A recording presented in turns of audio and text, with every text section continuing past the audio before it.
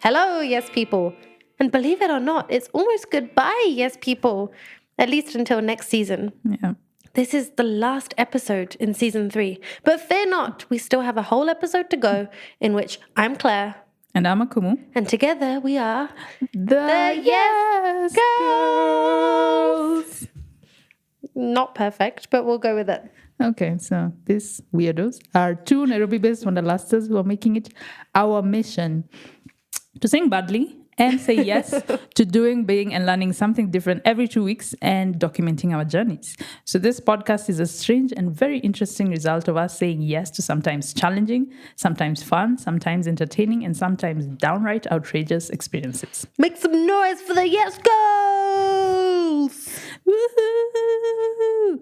Yes, people, yeah. It's time to get down. Enjoy the smooth sounds of our dulce. I have no idea what that is. Dulcet. That's a word I have never seen in my life. Okay, so I'll just say it. And you people, you can Google it. At least you have Google next to you. So enjoy the smooth sounds of our dulcet tones and maybe make a shout out to a special someone. Mm-hmm. Someone like an old-fashioned radio DJ. Or you can, sing along. Ooh, yeah. Sing over the music. This is the Yes Girls. Okay, wait. So you said it's written pararantantan. Jesus, you can't write sounds. Okay, we should probably stop now because clearly we're not very good at this yet. Well, let's see if we're any better by the end of this episode. And what is this episode about, you may ask? It's not about bad singing. It's not about bad sounds. Mm-mm. Well, we said yes to DJing. Woo! It's 2022. Pull up. And both of us have gone our whole lives without ever having tried our hands at DJing. But because we're the Yes Girls, we said yes to trying it. And we have an expert. We have a no girl.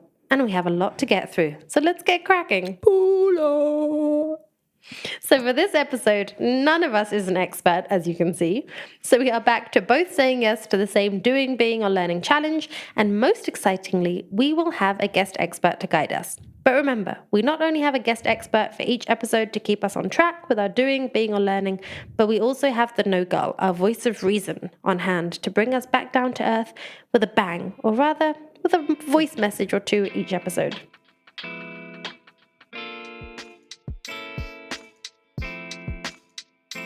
So this is a doing challenge, if you remember. Doing is, do you remember the categorizations and what doing means? Yeah, it's either usually something physical, where you have to repeat something over and over again in order to get it, but it usually involves us doing something physically with our bodies, not just clicking. Yeah, but it's still our bodies, the fingers are body. So it's a doing challenge, and you really have to go all in with a doing challenge. Physically, it can be draining, and if you don't put your heart and soul into it, it may just end up with a soulless challenge. This is also a challenge that we had very little prior knowledge about, and we were both very, very green. We had, of course, been on the receiving end of DJs. Well, that sounds weird. But never taken a turn on the turntables. Oh, how the tables are about to turn. Ooh, love that pun. Really? Our finest pun from Claire. But still, I'm sure someone out there in the wide podcasting world maybe chuckled a little bit on that.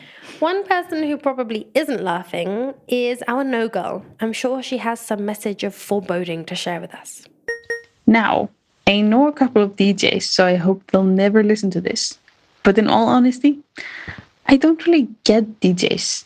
If you told me we're going to a party that plays a playlist instead of a DJ, I'd be fine with it.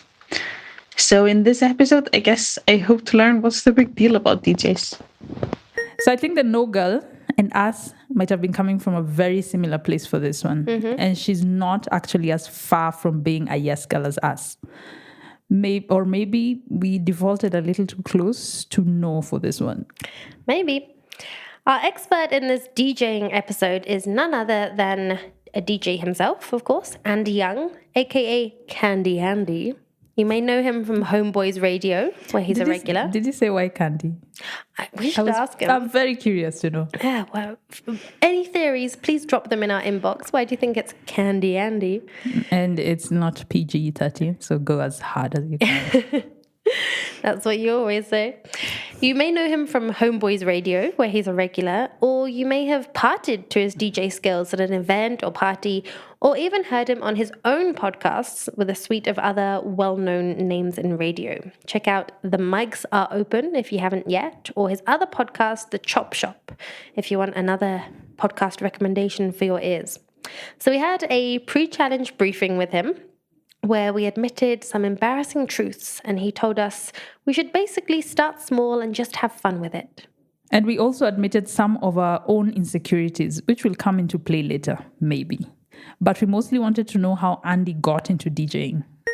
I got into DJing because I realized that when it comes to music, I consume music differently.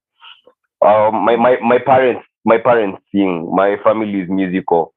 I'm the only one who doesn't sing. Music came differently to me. But anytime there's a song playing or my guys are singing, halfway through that song, excuse me, I'm already thinking about what other song could go well with this song. We set out the parameters of the challenge together with Andy.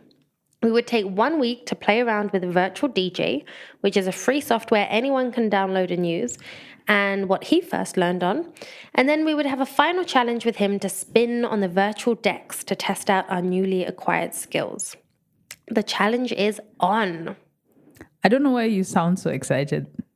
It's your turn to spill the beans first anyway. No problem. I had beans for dinner. Let's get stuck in.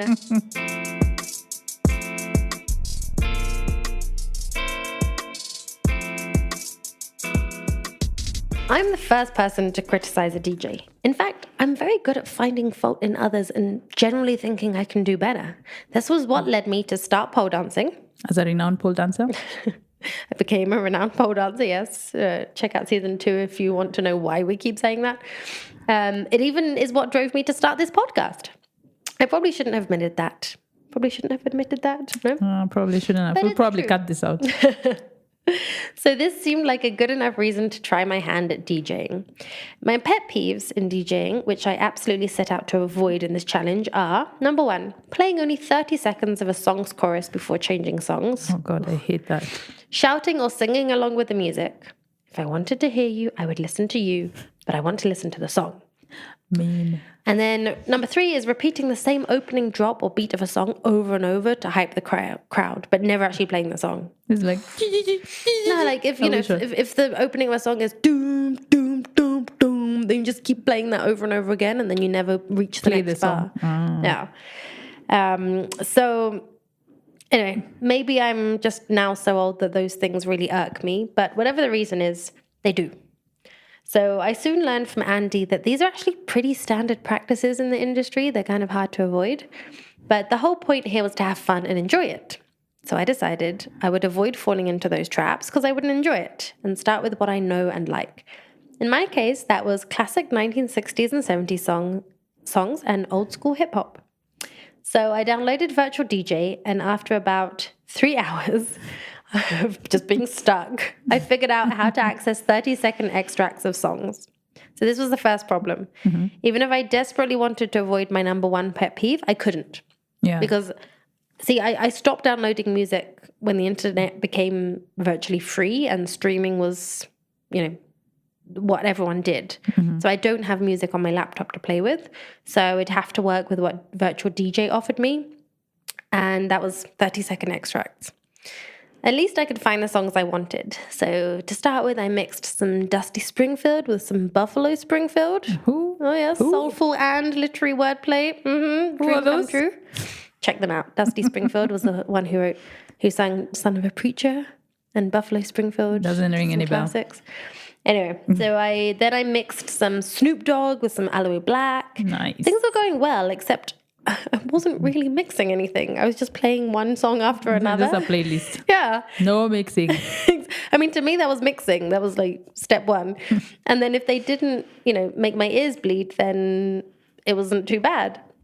And, virtual DJ allows you to fade one out and the other in and add some little scratches.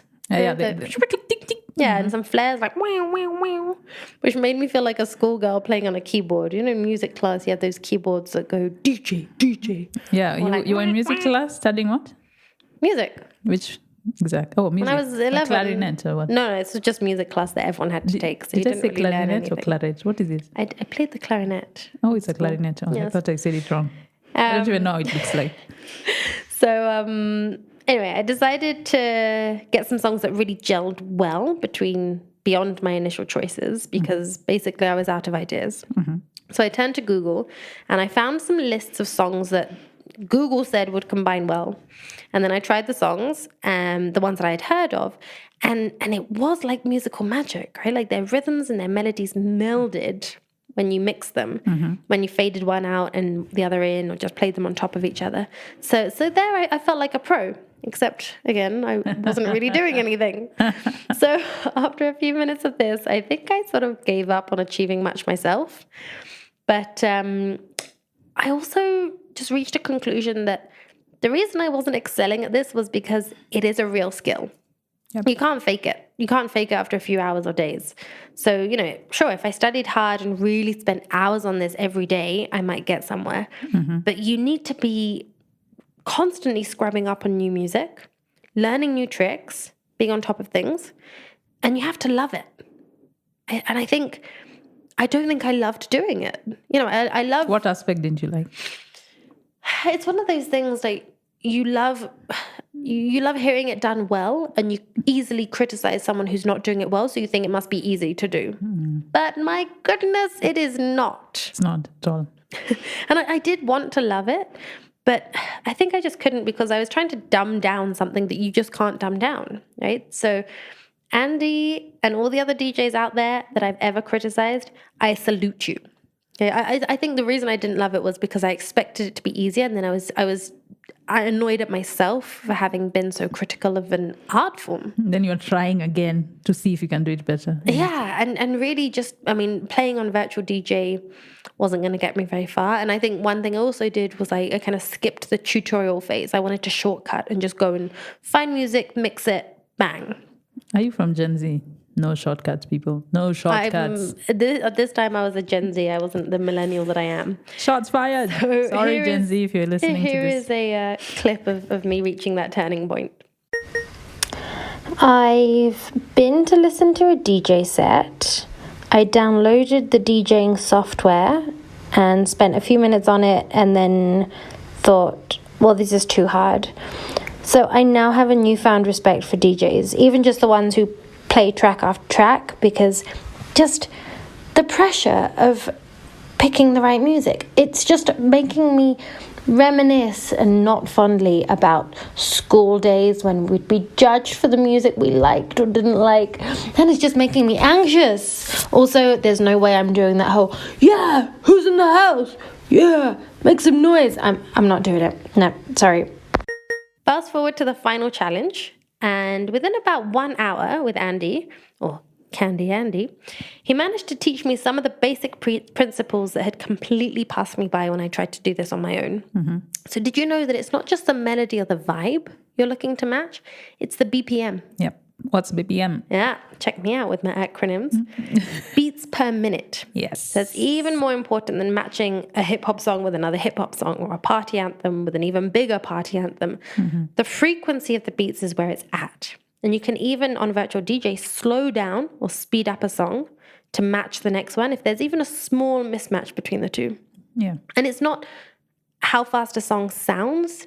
Like, it's Virtual DJ will tell you the beats per minute. And of course, when you're finally attuned to this, you can probably detect it, or you have an instinct for it, or you'll just know it. Yeah. And then the exact moment at which you introduce your next song is done with needle-sharp precision. You don't just introduce the next song. Yeah. It's truly impressive. And watching Andy work the virtual decks on my laptop in my living room was amazing. It's beautiful when it's done well. It makes it look easy. That's the thing. Yeah, they make it look so easy. But and it's not at all.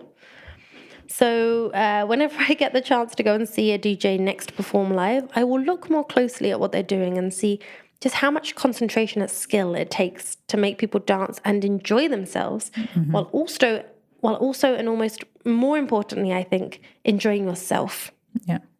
So I will probably still criticize, but at least I'll have more of a clue of what I'm talking about. Yeah. And that's a big learning here is it's not just about what you like or you want to listen to. You need to enjoy it, but also be sensitive to the fact that the people listening need to want to listen and keep listening, keep wanting more. You need to read the crowd, and that's a skill it's very underrated. Yeah? Exactly. You're communicating DJs. with music, and if you're doing a private party, you can't just play what you like. You need to play what the crowd likes. And if you sense a little drop in enjoyment, up the ante. And if you're making your own mixtapes, maybe that's where you can be a bit more experimental. But it's something you constantly need to work at. Like being a doctor, you need to constantly keep studying. Exactly. With the DJing, you need to be constantly studying all the music that's out there, what's popular, what people want to hear, and how you can combine it while still having your own brand of DJing. So I salute you all. It's like multi skills at the same time. You're reading the room, you're doing your stuff, you're being artistic. Like what? Yes, there are very few skills that do those things at the same time. Yeah. Exactly, technical, and you're having to really exercise human intelligence.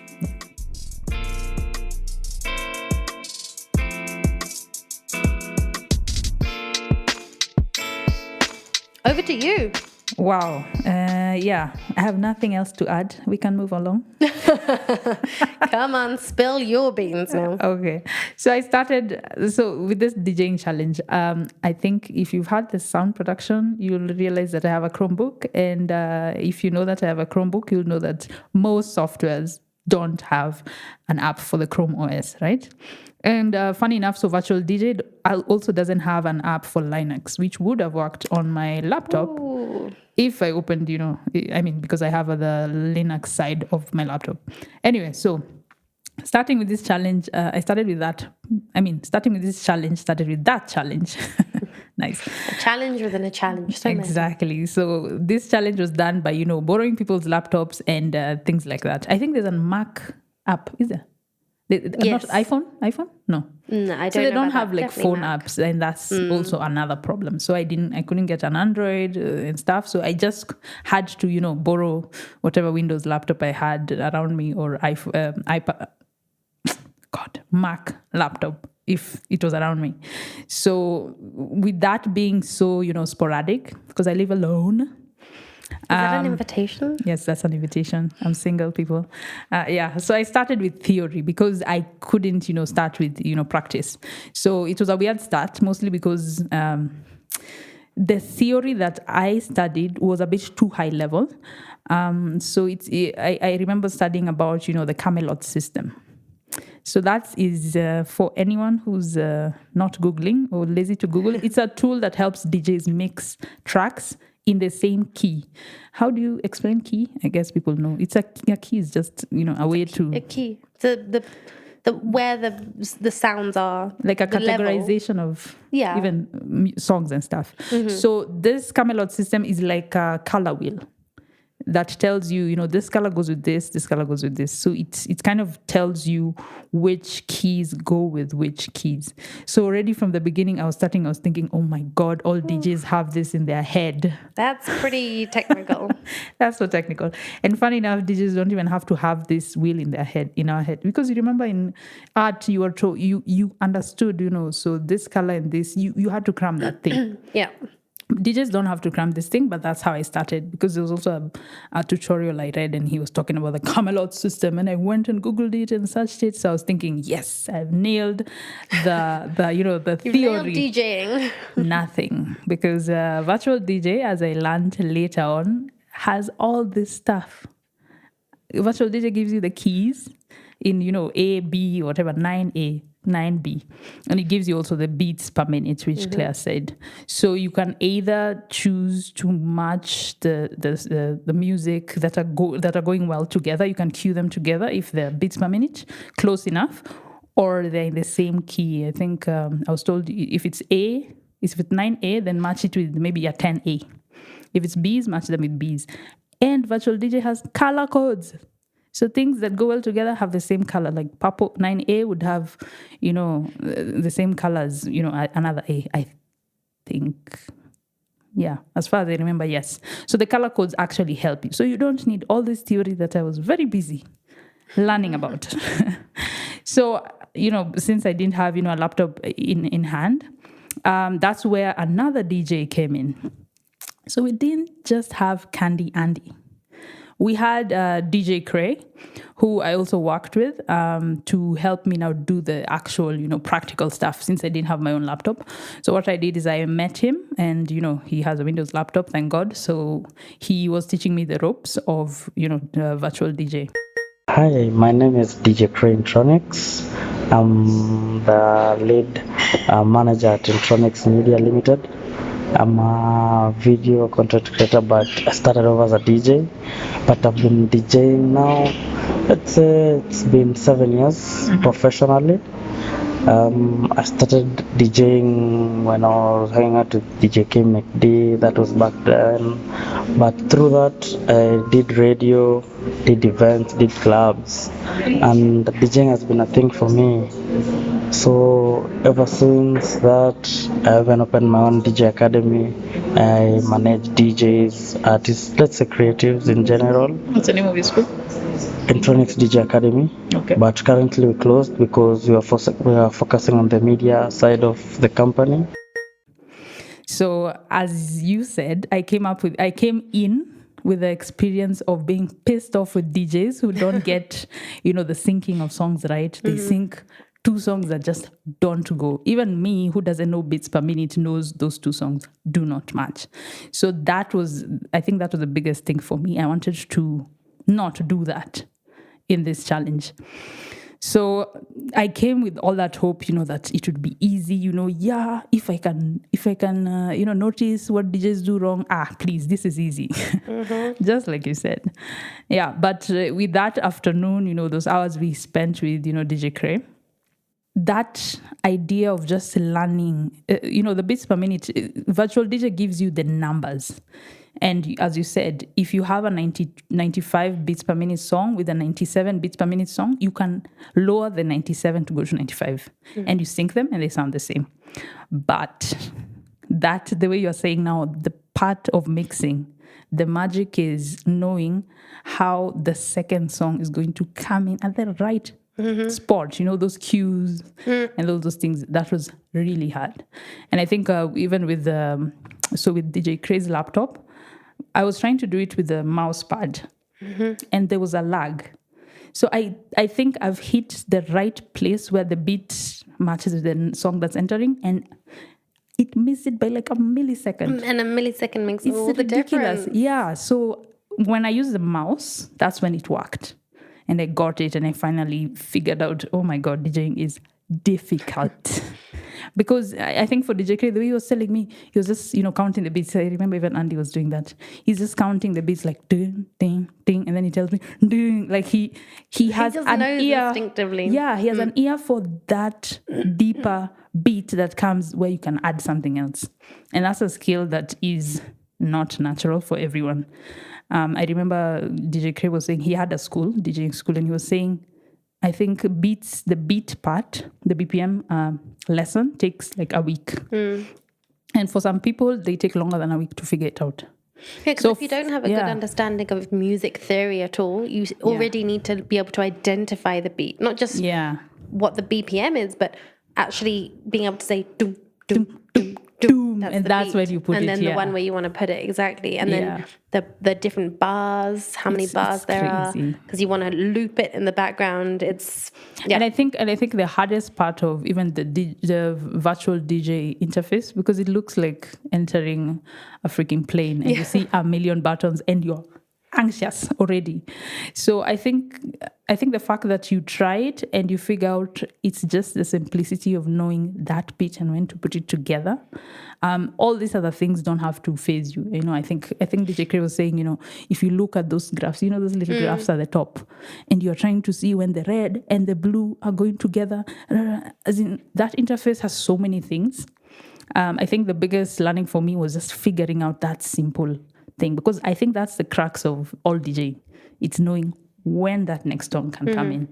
And as there's you no said, one right answer. There's different Exactly. answers, but you need to be able to identify it. exactly. And when you, it's you wrong, remember, you know. and you know the way Andy and even DJ Cray said, there are very many ways you can cheat to avoid that mixing part, where you can stop a song, fade it, the way you're doing, fade in, and then fade another out. That's cheating. But the actual thing of mixing two songs so that they mesh together, that is hard. Yeah. So after that session with DJ Cray and virtual DJ, I have a lot of respect, like you said, from all DJs, and I think I'll never ever feel angry in a club telling a DJ, please play my song, and then getting angry that he can't play it in an hour, because maybe what I'm suggesting is BPM 75, and what he's playing right now is BPM 100. There is no way he can play them at the same time. He has to wait a while. Yeah? And it might also just not be right for the vibe of the room or the time of the night. Exactly. And everyone else would go, ugh. Maybe I'm asking for reggae and this is a hip hop Yeah. club. It's just ridiculous. Yeah. So I think much respect to all DJs. And yeah, I think that was it for me.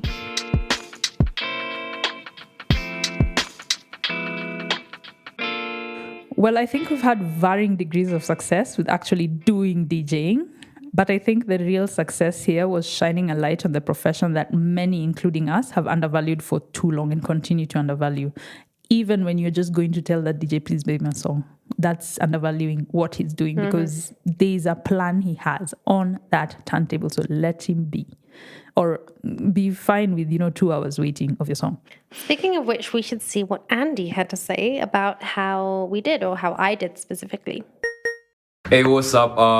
Andy Young right here, and I've been graced with the presence of two beautiful ladies, Claire and Akumu, and they've decided to embark on this journey of DJing, a very colorful journey, challenging as well. I've seen them getting frustrated, best thing ever, seeing women frustrated. But one thing I have to say is I admire how you guys pick up something you know nothing about and just go through the motions, experience what the actual professionals, who do it, go through, and get to understand from their perspective. I love how you guys are failing and trying again and failing and trying again. This is not working, that is not working, but that's the beauty. It's the beauty. It's rising from the ashes. Like, you know what? It's hard, but I still have to do it. What I'd say is enjoy the process. Love the music. If not, leave it. Because if you do something you don't enjoy, then why are we here, right? You guys are doing this because you want to experience what other professionals go through. And now from your point of view, you can be able to say, you know what, we've done this, we've done that, we've done that. And generally, if honestly you don't enjoy doing something, just don't touch it. Now, what I'm interested to find out is what you guys think about the craft. Because it's very interesting coming from someone who's got zero experience in the field, and me who's got a couple of years, behind my back, getting to know how it was for you guys. So that's something I'm really looking forward to. But so far, I'm loving it. Yeah. If you had to give me a rating out of 10 for how I performed, considering what the challenge was, Yes. what would you give me out of 10? I'm yet to listen to your mixtapes, but no pressure. But so far, I'm giving you a solid 6.5 out of 10. Wow. Yeah. You're more generous with me than I would be with myself, I think. I'm a good guy, so you might want to take it down a notch. I'll average it out, give myself a 5. Got more for comedy. You know what? Because of that, solid 7. Because of Thank you. solid 7. Yeah.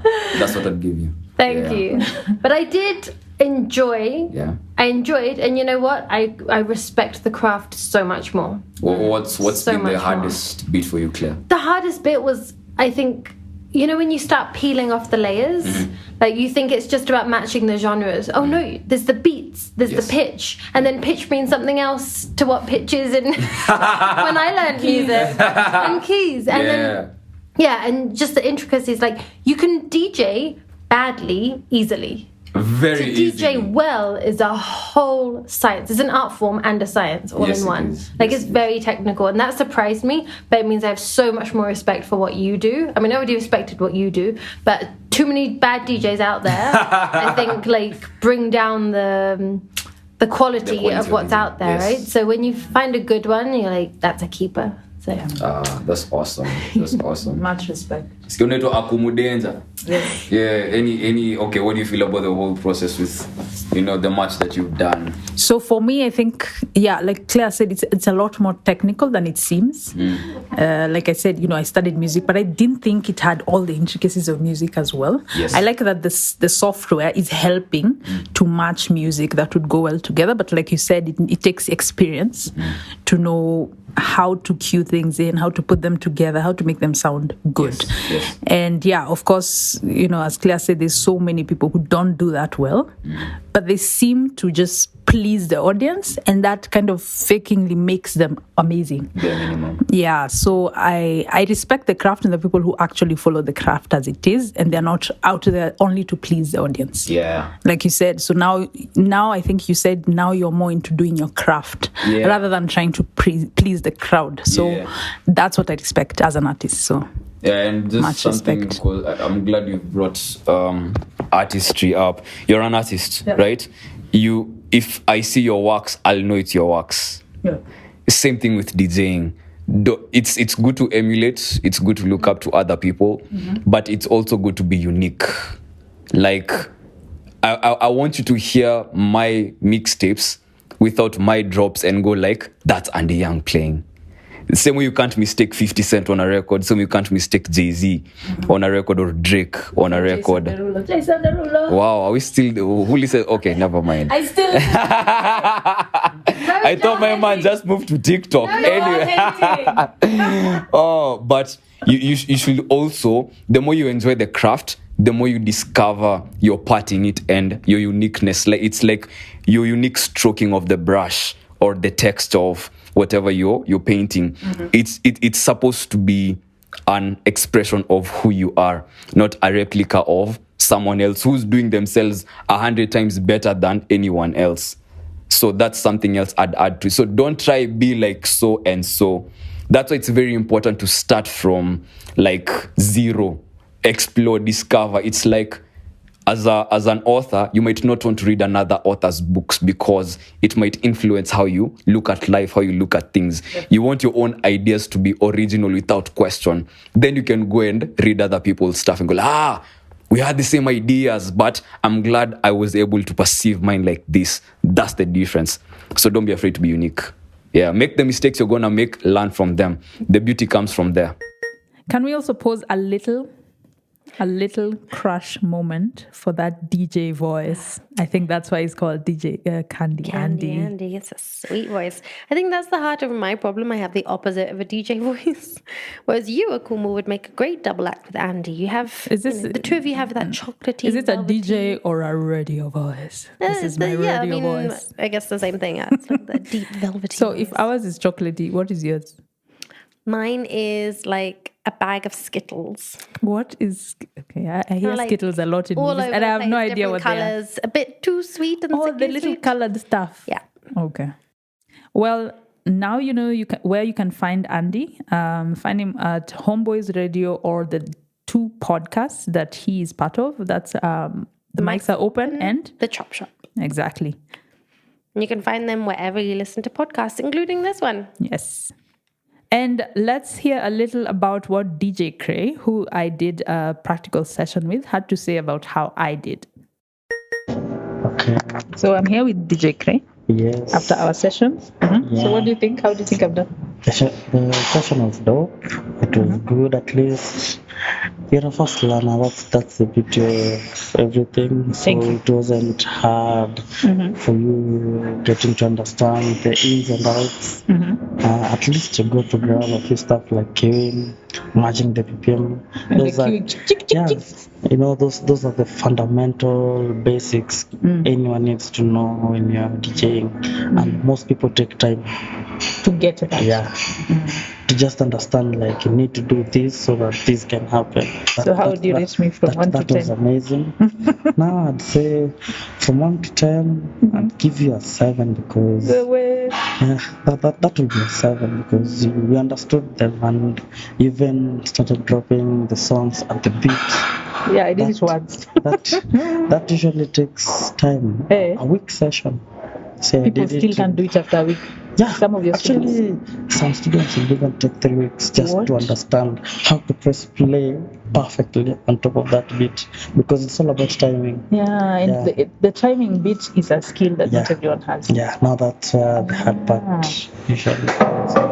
Okay. For me, it was mostly because the button on the laptop was slower. I did it with mouse and I did it. Yeah, you hacked it. You nailed it. Okay. And we asked both DJs if they had any words of wisdom for aspiring DJs out there who maybe aren't quite as hopeless as us and maybe have that DJ voice or just the fingers of a DJ. DJing is like being a chef. It's like being a cook. You can give everyone the same ingredients, but ask them to make one meal, they're going to use different methods and they're going to use, or they're going to take different times to come up with the same meal, which is going to taste different, right? So it's entirely up to you. A DJ will only show you how he perceives or how she perceives music. Like, I'll show you my point of view when it comes to music. Like, when it comes to this song that we both know, this is how I can play it, and I like this part more specifically because of this reason. So how I play with that, it's up to me. It's how I see the music and how I interpret that to you. So when it comes to how when it comes to how long it's going to take for you to get this or that, there's really no way to tell. I went to a DJ school for 2.5 months with like 3 other students, and by the end of that period, we all at different places, and we were doing the same course. Yeah. You get me? So it's entirely up to you. Then the other thing is when you work with the music that you love, it's easier for you. I started with the music that I loved. I got introduced to different genres by other people, and it just grew. But I was learning with what I love, because you need to enjoy what you're doing, and that will open up the doors for other genres. To upcoming DJs, what I'd tell them is take time, learn the art, understand the skill. It will be easier for you to perform and do whatever you want to do. Because the biggest problem we are facing right now is guys don't understand the skill. Guys don't know what they're doing. Guys think that owning an equipment, you're a DJ. It's more, there's more to that. So I'd say let guys be patient and build their brand. Guys don't know branding out here.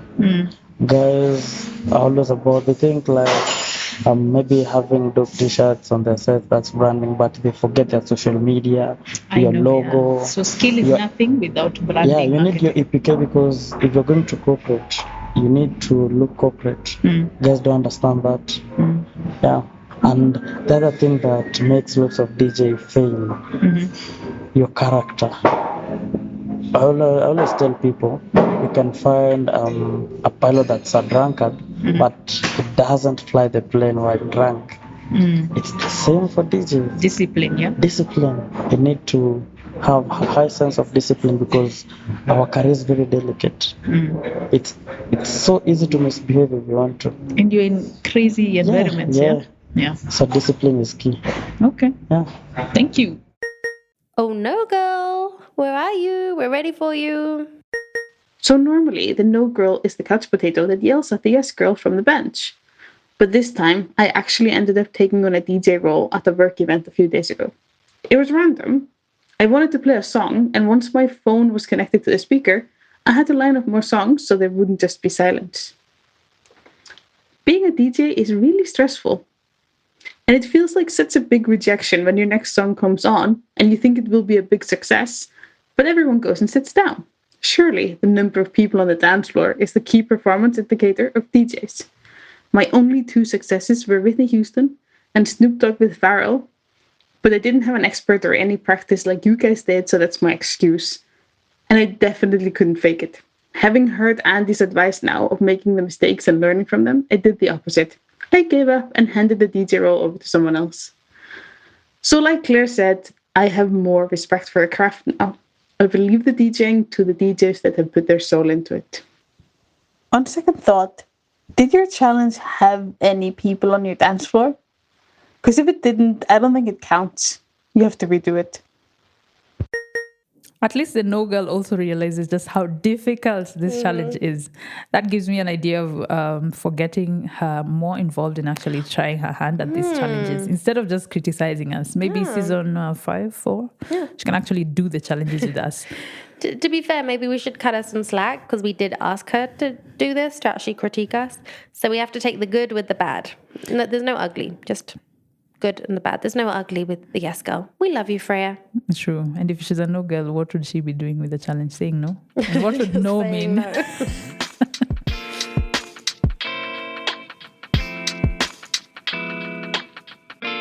You'll find many more images, videos, and clips from our DJing exploits, if you can call them that, on our Instagram and all social media. That's at Yes Girls Podcast.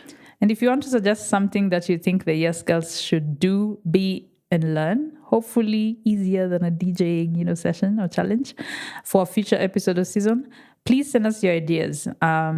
That can be on DM, on message, anywhere you can find us. And if you want to share your expertise, business, passion with us through one of our episodes or seasons, get in touch with us. Again, DM or anywhere, and that's at Yes Girls Podcast across all platforms. We also share behind-the-scenes photos and videos of our various experiences, so you can get to see a little of what we put ourselves through, all in the name of doing, being, and learning for your entertainment. And education. Give it up for Sampisha Productions out of Snowball Studios, along with Ernest and Ryoba, who produced this episode. Can you hear it? What? Whoop, whoop. It's Sam Kagwara. See, I'm just not good at this. More chocolates, add more chocolate. Sam Kagwara of Eterno Concepts, who did our amazing logo design. Drop the beat on Pet O'Brien, who composed the hit that is our theme song. It's our no girl, Freya Oddsdottir, and drum roll, please. Give it up for Andy Young, aka Candy Andy, our favorite DJ and today's expert, and our second expert or guest expert or assistant expert, DJ Cray. Thank you. And who would we be without you? Yes, girls, boys, and everything in between, who keep us yesing and keep us guessing. Yes. Another episode gone, and guess what? That's another season gone. What? That's it? That's it. Now what do we do with ourselves? That's all, folks. I guess we go and, come up with new ways to explore how far the word yes can take us. Hopefully not like Jim Carrey. And maybe we should bring in some new podcast episodes to the world for season 3 in a couple of months. That was season 3. We're already up to season 4. Season 4. That's like a teenager in the world of podcasts. Dude, that's better than a lot of series out there. Yeah, I can get behind that. But for now, I guess it's time to say goodbye. For now, from us, Claire. And Akumu with a chocolatey voice. We are the Yes Girls. Yeah! See you next season. Yeah.